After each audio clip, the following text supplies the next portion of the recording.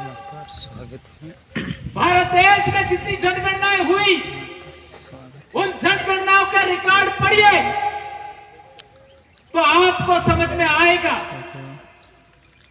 1872 की जनगणना, 1891 की जनगणना, 1901 की जनगणना, 1911 की जनगणना, 1921 की जनगणना, 1931 की जनगणना, 1941-51 की जनगणना, उन सब में पढ़ोगे दक्षिणी राजस्थान में सभी आदिवासी भील हैं। 1951 तक इसलिए मेरे छोटे भाई मांगू भाई ने बताया कि कटारा है, डेंडोर है, बूझ है, वे सारे भील हैं। क्यों? 1951 तक हमारी पहचान के साथ छेड़खानी नहीं हुई थी और 1951 की जनगणना में हमारा आइडेंटिटी आप लोग निकाल करके देख लीजिए। इस वजह से 1951, 52, 55, 56 के आसपास जितने भी जमीन के रिकॉर्ड बने वो 1951 की जनगणना के आधार पर बने। इसलिए हमारी आइडेंटिटी, हमारी पहचान भील है। इसके बाद में षड्यंत्र हुआ और उस षड्यंत्र के तहत हम लोगों का, चूंकि संविधान के अंदर भी आप लोग देखोगे तो पहले नंबर पे भील है और दूसरे नंबर पे क्या है सूची में? पहले नंबर पे भील है, दूसरे नंबर पे क्या है? भील मीणा। यदि डॉक्यूमेंट बनते, जमीन का रिकॉर्ड बनता, जाति प्रमाण पत्र बनता तो भील मीणा लिखना चाहिए था, लेकिन उन्होंने भील शब्द हटा दिया। इससे समस्या पैदा हुई है।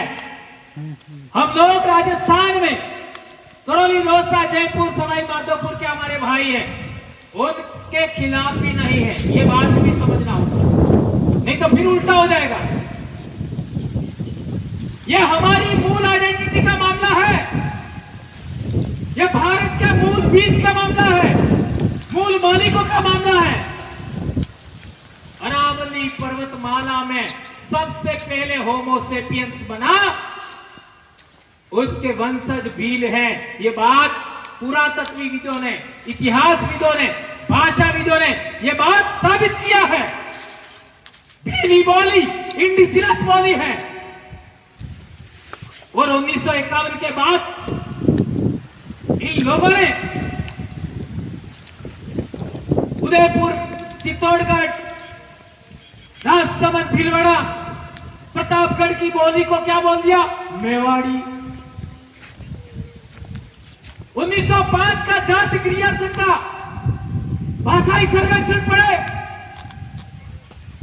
1951 की जनगणना पढ़ो, उसके अंदर मेवाड़ी नहीं मिलेगा और हमारे डूंगरपुर बांसवाड़ा की बोली को लिख दिया वागड़ी। 1951 तक वागड़ी नहीं मिलेगा। इन लोगों ने हमारा नाम बदलने का कोशिश किया, हमारी मूल समाज की पहचान बदलने का कोशिश किया, हमारी बोली भाषा को बदलने का प्रयास किया और तो और जहां हम 90% हैं उस इलाके के बीचों बीच उन्होंने सीमा बनाई। पंचायत की सीमा भी वही होगी, पंचायत समिति की सीमा भी वही होगी जहां 80 से 90% आदिवासी है।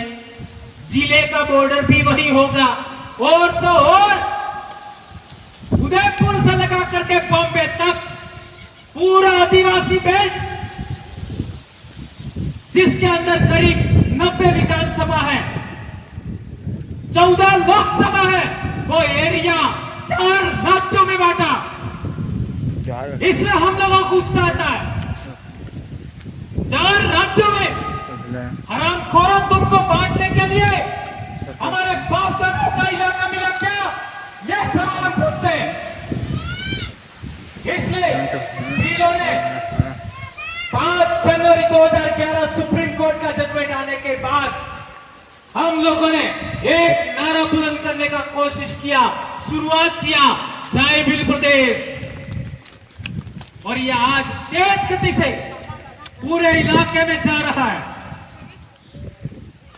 और तो और आज पूरे देश के अंदर आप देखेंगे आने वाले समय में, अगले महीने कार्यक्रम जो हमारा है उसमें भी बहुत सारे साथी हमारे बीच में पिछड़े थे, वे आएंगे। और एक बात मैं भूल जाऊंगा, याद आगे बोल देता हूं, अगला कार्यक्रम हमारा उदयपुर से पहले पाल चितरिया का शहादत दिवस आ रहा है, वहां पर हम सबको जाना है। पाल चितरिया साबरकांठा जिले में, ये बात हम लोगों को याद रखनी है। एक बात और कहना चाहता हूं कि जाति प्रमाण पत्र में हमारा नाम इन लोगों ने बदल दिया, रेवेन्यू रिकॉर्ड में उन्होंने नाम बदल दिया, हमारी बोली भी बदल दी। तो जब बोली ही खत्म कर दी तो हमारी पहचान क्या है बताओ? किसी भी समाज की बोली के लिए, किसी भी समाज की पहचान के लिए पहला आधार बोली होता है। एना उदाहरण बता दो, अपना वादी जानो, वादी है कौन कौन जानो? जानो ई बोले तमन खबर पड़े